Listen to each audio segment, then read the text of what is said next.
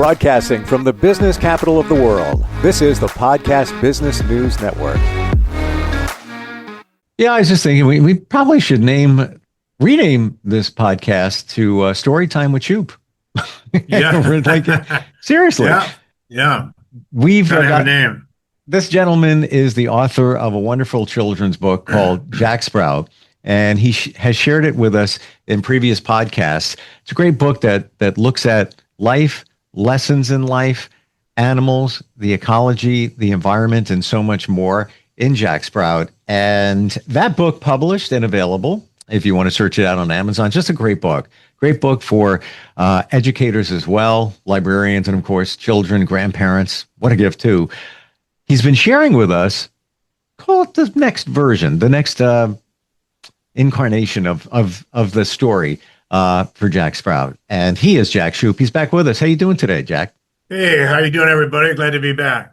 Good to have you back here. Now, in this second book, the first one centered around Beaver Creek Meadow. This book is taking these characters all over the place, from the ocean to, I believe, the desert, if I remember correctly. And where are we going today? Yeah, well, Jack Sprout and Captain Barry left Beaver Creek Meadow and went out to find a new adventure, and they found the center of the universe. What do you know? And they learned a lot from the center of the universe, and now they've come back to Beaver Creek Meadow, and they're going to tell all the residents what they found and how to make life better, more fun, and to help nature. So they just got back, and they've just landed on Oliver Otter's beach shoreline. So they just got back, and now they're going to tell them what they found.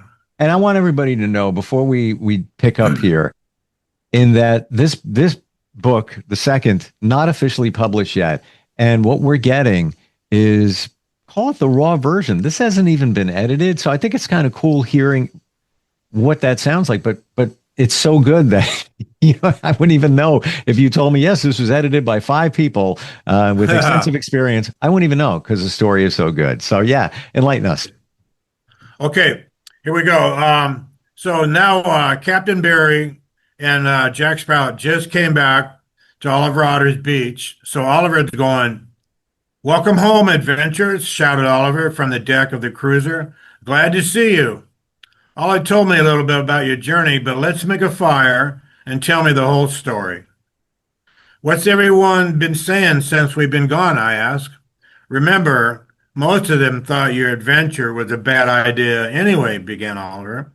"You know what could you possibly find?" Grandma Elderberry was sure you two would be safe, but still worried. P. Jaggers, Pierre LeTrue, and Rooster Russell each wished they could have gone with you. Sawdust Miller and Harry knew you'd be captured by bad guys. Rapid Fire is worn out from working your farm. He said he'd never let anyone steal lettuce from you again. Now he knows how hard you work. They all know you're home now and can't wait to hear your stories, just like me. So let's hear it. "You tell him, Captain Barry," I said. "You two work together and Oliver will believe you." "Okay, Oliver, here it is. Plain and simple," started Captain Barry. "We headed west from your shoreline jetty and started cruising. We followed the sea currents, the compass, and the trade winds west. Our compass mysteriously spun out of control, so we just drifted for a while. The next thing we knew, we had come upon the shore of the center of the universe." "Oh, sure you did." "Nobody's going to believe that," said Oliver. "I trust you, and I don't even know if I believe you." "I didn't even know there was a center of the universe." "Well, there is," said Captain Barry. "We have things to tell Beaver Creek Meadow on how to be better neighbors to nature." "We're great to nature," stated Oliver. "We treat nature with respect and keep our mountain meadow home clean, clear, and growing." "What are you talking about?" "We know, and you're right, but we have some ideas to make it even better." That's what the center is all about, finding ways to help nature. We looked into the center of the planet, which is on fire, saw a whale 4 times longer than our cruiser, and a desert covered with bright, colorful flowers. "Oh, yeah, and we heard a bamboo grass play a concert," we both said at the same time. Okay, now you've lost me. Have you guys been put under a spell? Do you have headaches? Do you even hear what you're saying? Did you bring back something to prove that you were even there? Asked Oliver. You can't take anything away from the center because that'll bring bad karma, said Captain Barry. Well, we don't want any bad karma, but good luck on making our nice neighbors believe that you found the center of the universe, said Oliver. We'll tell you some things we need you to do here at the shoreline, Oliver, I said. Then maybe you can start to believe us. Go ahead, said Oliver. Well, we know you take care of the shoreline creatures and warn them when a huge set of waves are rolling in. You also warn them when nasty muddy water is flowing down Big River. We want you to come up with a warning system that will let all the neighbors for miles around be warned also. We also need you to report on the health of the coral on your reef. If they're having trouble, the whole shoreline is in trouble. We found out that everything flows down from the mountains and the meadows. It either comes down in a stream or filters through the soil. Sometimes poison gases, algae, or minerals get in the streams. All these poisons flow down into the water's edge and onto the coral. That makes them sick. We'll put filters in the streams and create drain ponds to let the poisons dry out and evaporate. We have to keep our coral healthy and spreading to protect our reefs and shoreline. When we protect the coral protects us. I love how nature works, don't you? We really need a warning system for rip currents. I rode one at the center, was never so scared in all my life. I don't wish that on anyone, I said. You rode a rip current? Asked Oliver. Those rides usually don't end well. It's usually a never to be heard from again type of story. Ah, I was tied to a vine rope. It was just a lesson, I said. Oh, of course you were. You were at the center of the universe after all, laughed Oliver. You're also going to have to make sand dunes on shore, said Captain Barry. They'll protect inland and areas and marshes from stowaways. Who told you guys all this stuff? Asked Oliver. Our nature guide is a great blue heron named Lark. Well, I like blue heron, said Oliver. I just worked with a small blue heron, Mona, at the Long Neck Shoreman office while you two were gone. I trust those birds. Go ahead. A lot of us would like help in finding the North Star here at your jetty when we go cruises, said Captain Barry. Maybe a good telescope, compass, and other sight marking tricks could be put up around here. We know you otters have fun, but the rest of Beaver Creek Meadow is not having enough fun in nature. We all work a lot and now it's time to enjoy ourselves. So how about you and your shore patrol team putting on body surf contests? Maybe get some seals and dolphins to help. We all need to get to know each other better, and this was a good way to do it. That's all, joked Oliver. You sure you didn't forget anything? Maybe I could turn the sea into a heated spa. That could happen, we said. There may be geothermal hot springs under Harry's Mountain. We'll let you know. Oh, just one more thing, I said. You and Pierre Latour will be putting together a way to find harvest power from the sea waves. Okay, you guys.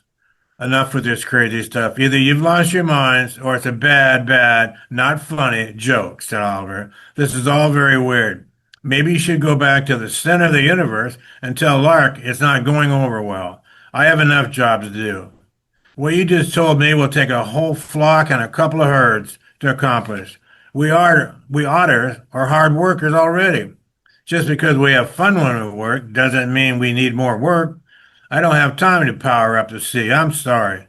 I have to go lie down. I have a headache. Maybe we hit Oliver with too much information all at once.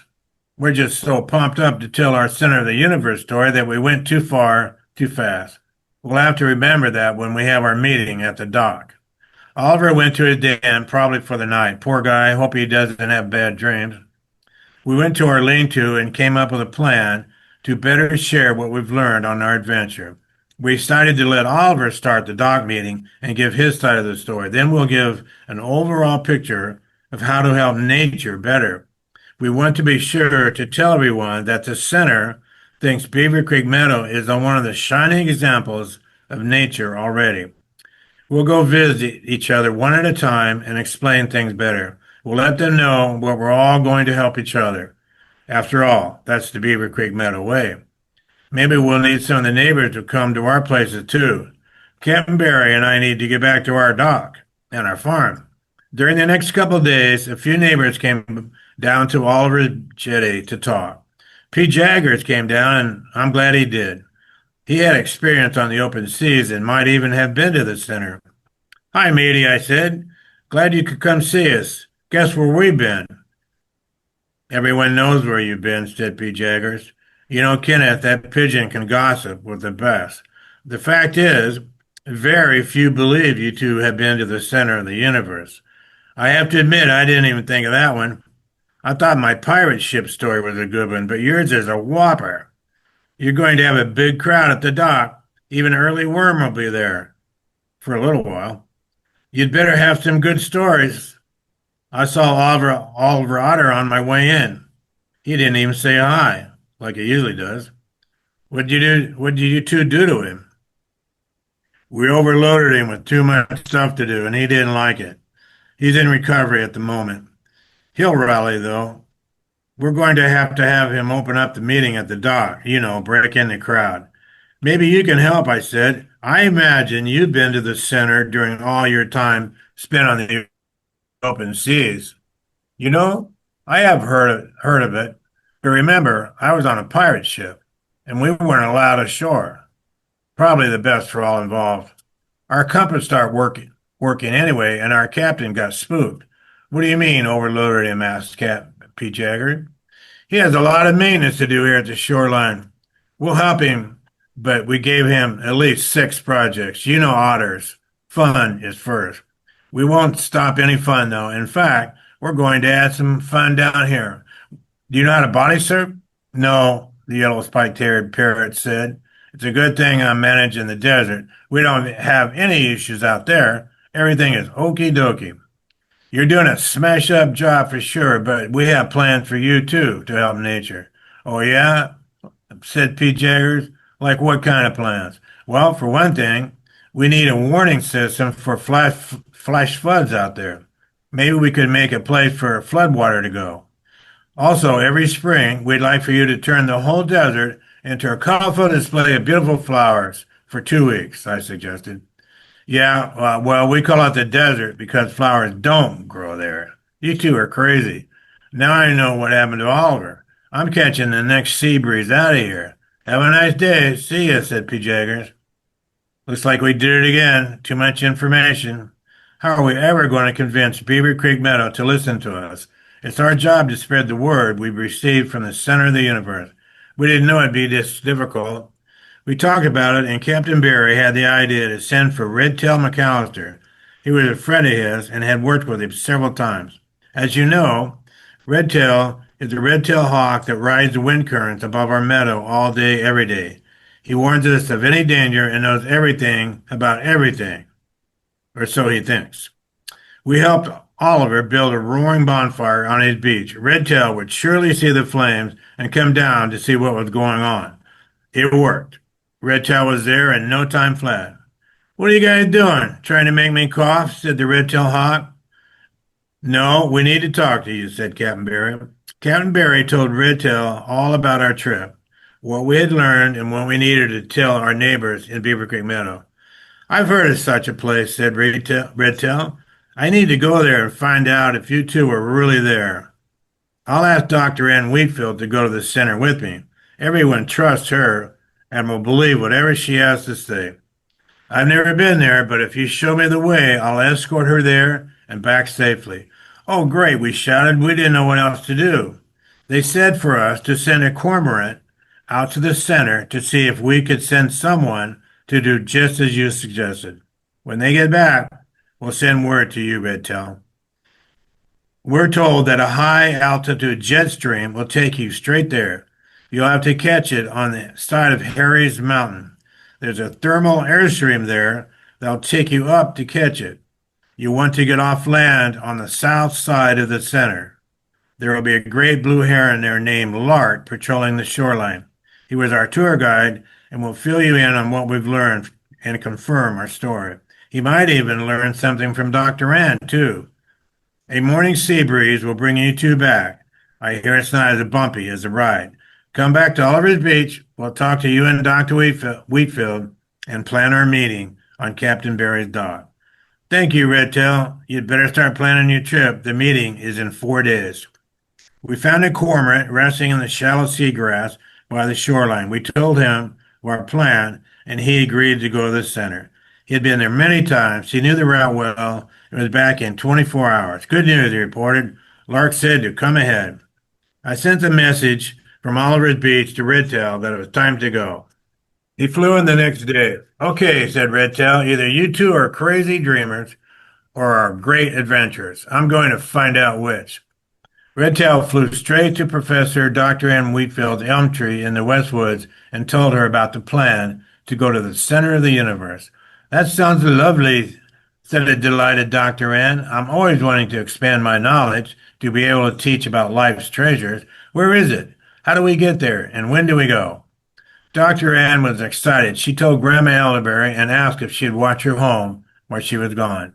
Grandma Elderberry said she would and only wished she could go.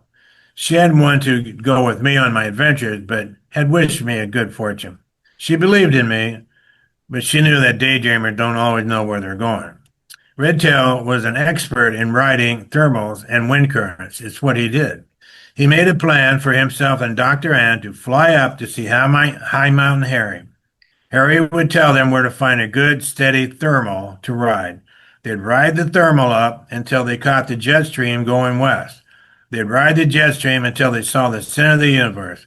Then they'd drop down and go see the tour guide, Lark, on the south shore. Easy. Of course, Harry still thought the whole adventure thing was a crazy idea. Beaver Creek Meadow was just fine. He took them to the north side of his cave and showed them the best and most stable thermal to take. He had small packages delivered to him often on this particular thermal. Redtail and Dr. Ann said thanks and off they went. Dr. Ann was brave, but the thermal was very powerful, and she wasn't used to being roughed up. She stayed close to the big hawk, and Redtail made sure to keep her under his wing. They rose up quickly and were swept away by a rushing westbound jet stream. Hold on to me tight, shouted Redtail. Oh, don't you worry about that, the professor yelled back. It was a fast and rough ride. They were the only ones on the stream, so nobody to knock into. All they could see below was the planet going by very quickly. They were over the sea but couldn't tell where they were. They trusted the jet stream to take them to the center of the universe. They were headed towards the sun, so they kept their heads down. After half a day of high-level, fast-paced cruising, they began to see some birds flying below them. That meant there must be land nearby. When a large piece of land appeared, Redtail thought that must be the center of the universe. He steered them out of the jet stream, and they glided safely down to the shoreline below. They hoped it was on the south side, and Lark would be around somewhere. They were totally worn out from the stressful, feather-pulling trip and fell back on the beach to rest. They'd find the tour guide, or he'd find them in good time. After about 2 or 3 hours of sound sleep, they woke up to find a great blue heron standing a few feet away. Well, look who just fell out of the sky, said the great blue heron. You must have come in on a jet stream. Which direction did you come from? Hello, said Redtail. Are you Lark? That's me. How did you know my name? Asked the great blue heron. We just took the jet stream in from Beaver Creek Meadow. My name is Redtail McAllister, and this is Professor Dr. N. Wheatfield. Jack Sprout and Captain Barry sent us. Oh, yeah. Those two adventurers, said Lark. I showed them around the center. How could I forget those two? I scared the life out of Jack Sprout with a rip current ride, and Captain Barry scared the life out of me with his ghost story. You two want a tour? No thanks, said Dr. Ann. I'd like to talk to you for a while about nutrition, though. We came for just one reason. What's the reason? Asked Lark. Well, you just answered it, said Redtail. You see, most of the neighbors in Beaver Creek Meadow don't believe their story. They don't believe there's a center of the universe, and we have a lot to do to help nature. So they sent us out to see if Jack Sprout and Captain Barry were really here. Oh, that's okay, answered Yark. This happens all the time. Adventurers come here, no one believes them, and they send someone like you to check out their store. You can believe what they tell you, and yes, you have a lot of work to do. We know Beaver Creek Meadow is one of the most nature-loving places on the planet, but there's always work to do. Before we head back, started Dr. Ann, can we talk? Sure thing, said Lark. Dr. Ann and Lark talked for an hour. Dr. Ann did most of the talking. She told Lark about the sprouts and wheatgrass she was experimenting with and to improve our blood. Lark told her about some fresh forest herbs and roots that have helped cure sickness. So each learned something new, which is the point of helping nature, right? Hey, Lark, when does the sea breeze come by that goes back to Beaver Creek Meadow? Asked Redtail. Oh, that's the morning sea breeze. You've missed it for today. Be ready at sunup tomorrow and you'll be on your way. It's a lot smoother ride than the jet stream you came in on. You two might as well find a comfy tree and get some sleep. The sun wakes us up early around here. The next morning, Redtail McAllister and Dr. Ann were ready for launch. Lark came by to see them off and wish them a safe journey. Say hi to those two adventurers for me, and you two come back anytime for a full tour, said Lark. Thanks, we will for sure, they said as they took off for their flight home. Redtail and Dr. Ann caught the morning sea breeze and cruised at low speeds, not too far above the sea. The air was warmer than their trip out and was much more fun. They watched the sea creatures swimming and surfacing for air. Dolphins wanted to race, but they knew better. Their feathers would fall off if they tried to keep up with those speedsters. It was a full day's trip when they saw the birds coming out from Oliver's beach. They pulled up and landed on Oliver's jetty. Oliver was patrolling and saw them land. He was anxious to talk to them and find out the scoop. Well, said Oliver, what happened? What? No hello? No welcome back? Questioned Dr. Ann. That jet stream is frightening. Robin's feathers aren't as tough as a hawk's, you know. I risked my life out there. Oh, I'm sorry. You're right, said Oliver. How are you, Dr. Ann? We're glad you're home safe and sound. That's better, she said. So, come on, you two. The suspense is intense around here. It's all anyone's been talking about. Should we believe Jack Sprout and Captain Barry or not? Are they crazy dreamers or great adventurers? Great adventurers, stated Redtail. Lark gave them a grand tour. He said they were great listeners and to believe what they have to say. Okay, said Oliver. The dock meeting is the day after tomorrow. Captain Barry can take Jack Sprout back so he can let Rapid back to his family. Ollie will come back here, and Captain Barry can get back to running his dock again. Dr. Ann, would you like to start the dock meeting off? We all trust you. You can tell him what Lark said at the center of the universe and what you told him. Then we'll all adventurers see what they have to say next. Hey, Jack. Yeah. We're just about out of time. I got to ask you. Okay. All these names of the characters like Captain Barry, on and on and on. Are these the names based on people in your life or were in your life? No, well, Captain Barry, his name is because he eats all the berries. Gotcha. Okay. Because I know like some authors do that. You know, they. Yeah. Well, I mean, I base the character on my son as far as what he would do and how he acts and how he talks and his interests. But the berry came from him eating berries. Dr. Ann Wheatfield is a play on Dr. Ann Wigmore, who I dedicated the book to. And she's the one that discovered the use of wheatgrass back in the 50s. You had mentioned that way back when we talked. Wow. Right. Oh, cool. So Wheatfield is a play on Dr. Ann Wigmore. Wow. Yeah. It's amazing when you start peeling back some of the layers here and learning how all this comes together. And really appreciate you sharing this. Again, this is not published yet. This is a work in progress. And certainly the book that has been published, Jack Sprout in Beaver Creek Meadow, is available on Amazon. We can see it on your website, jacksprout.com. And the character itself, licensable if it fits whatever somebody's working on right now, right? Yeah, if somebody wants to email me, I'm at jacksprout.com. And my slogan, I was saying about this today, I've come into the world, I have my statement, and then I'll go out. But my statement that I'm making, and that I'll be doing a T-shirt I go for gardeners. Kind of the rainbow arc. You'll say, "Let's be good," and the bee is a bumblebee. So let's be good on top, and on the bottom, and Jack Sprout will be watering, like on my shirt here. He's watering. Yep. And then on the bottom, it'll say, "Neighbors to nature." So it's let's be good, neighbors to nature. That's kind of if I can get that across, I've done what I need to do.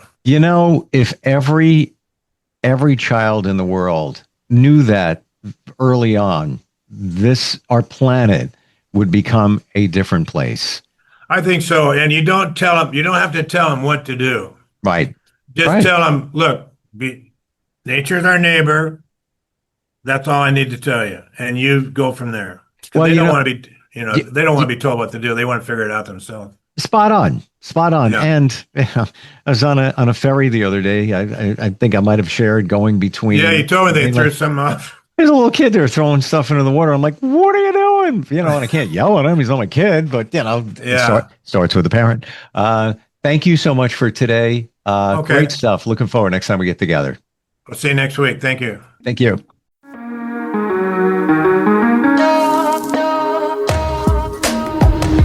Broadcasting from the business capital of the world, this is the Podcast Business News Network.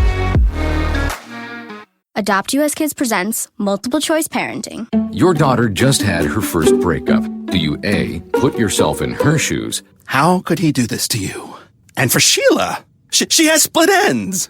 B, console her? Oh, sweetie, this is going to happen a lot. 4, maybe 5 more times before you get married. C, take charge? Got to get this all straightened out. Give a little talking to, man to man, mano a mano. Hey, Steve! Is now a good time? No? Okay, no problem. Bye. Or D, help her find a new boyfriend? I know a great place to meet boys. The internet. Nice, single boys. Never mind. How about some ice cream? As a parent, there are no perfect answers. But you don't have to be perfect to be a perfect parent. Thousands of teens in foster care will love you just the same. For more information on how you can adopt, visit adoptuskids.org. A public service announcement from the U.S. Department of Health and Human Services, Adopt U.S. Kids, and the Ad Council.